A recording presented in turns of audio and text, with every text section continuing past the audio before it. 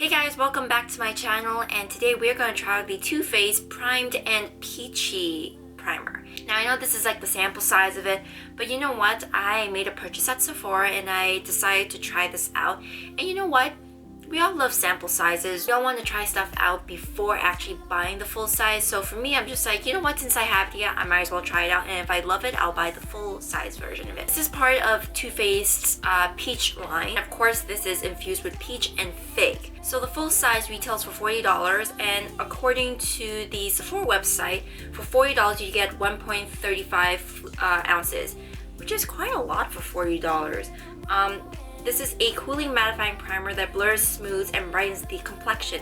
Infused with the exclusive comfort of matte technology, primed and peachy formula delivers a mattifying, soft, focused finish with lightweight, comfortable wear. Offers up to 12 hours of shine control. Lasts up to 16 hours and smells like peaches and cream, which I don't doubt at all. So the other day I tried out the Peter Thomas Roth Skin to Die For, and I hated that primer. But anyway, so we're gonna try this out. I moisturized my skin, I used my Skindinavia Primer, and we're gonna get to this. Looks like it has like a silicone-y texture. It's right there. And it has a pinch. Has a peach tone too, which is kind of interesting. Definitely smells sweet. So I don't know if I mentioned this in like my previous videos. I most likely did, but I usually use two other primers. One's for the perimeter of my face, and then I use a pore filler mattifying primer for my T-zone. But because we are of course trying this out, we're going to use this for all over the face. I really do like the smell. It kind of perks me up throughout the day, kind of thing. Get around my nose. Now, initially putting it on, I don't really feel a cooling effect, but that's just me. I don't know if other people feel that, but I don't. It doesn't feel heavy, it feels lightweight. I do see it mattified and blurred a little bit. It doesn't feel drying or anything, which is good. The last thing I need is a primer to dry on my face. But since I used the YSL All Hours foundation last time, I'm going to use it again to see how it applies and how it wears throughout the day, because it is my favorite foundation. I know how it wears. If it does work well with it, we have a winner. Okay, so right now it's not reacting differently to the foundation. Everything's applying nicely. It's not drying out my skin. Like, I don't want to bring up that primer, but I really did not like it. That Peter Thomas Roth highlighter. That Peter Thomas Roth primer, like, it stripped me. I have no idea what was going on there. Like I felt so dry, like around my mouth. It did not feel nice. I wanted to take off my makeup, I think around 2 o'clock.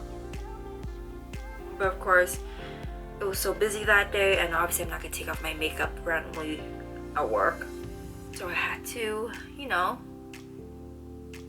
put up with it.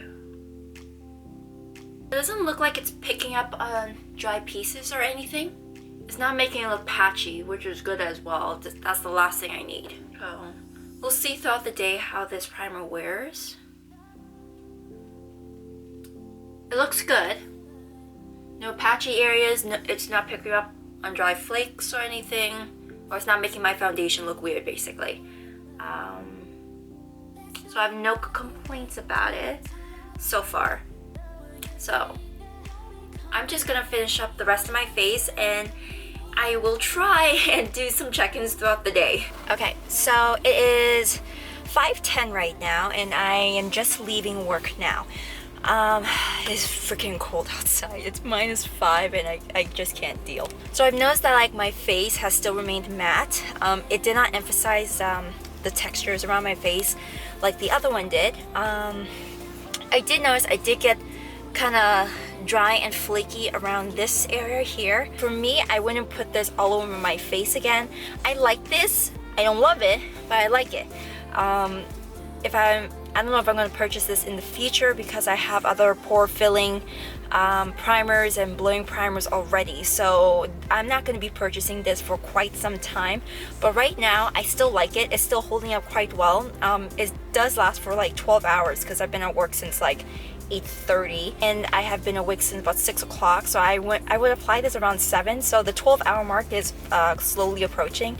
And yeah, so I will give you guys another update in a little bit to see if anything has changed. Okay, so I just got home and it is now 6 o'clock. So it's basically been 11 hours and I'm pretty sure in the next hour I don't think anything is really going to change.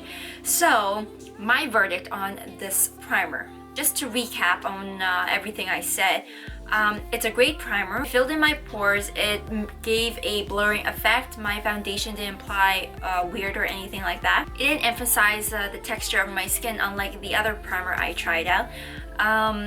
I'm still matte in this region, which I'm fairly surprised actually because I usually get oily or somewhat oily throughout the day, but I'm still fairly matte.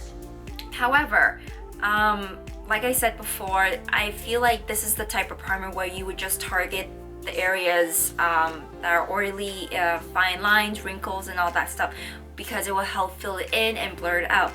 I wouldn't recommend this all over the face. Second of all, I wouldn't recommend this during the winter time as well because over here in Canada we usually have like -20-degree weather and normally like it's a lot dry here in comparison if you go to like down to California. There's only 20 degrees over there in comparison to like -20 over here, you know what I mean? Like I'm not saying like they won't get dry skin over there, but in comparison to like here in Canada, we usually get the drier weather. So in saying that, I would still target around here. Like maybe it'll be better around the summertime, but I still think that it would be better just to target like the certain areas that you want to mattify and blur out. So I don't hate this, but I don't love it.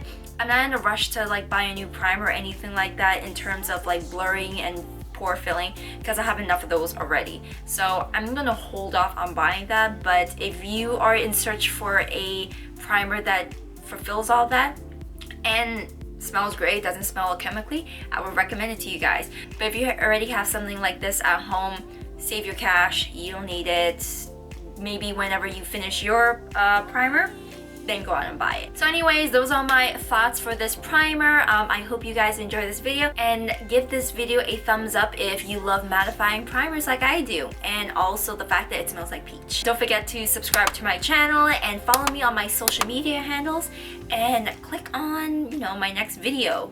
No, just keep this rolling. You'll binge watch. And I will see you guys in the next one. Bye!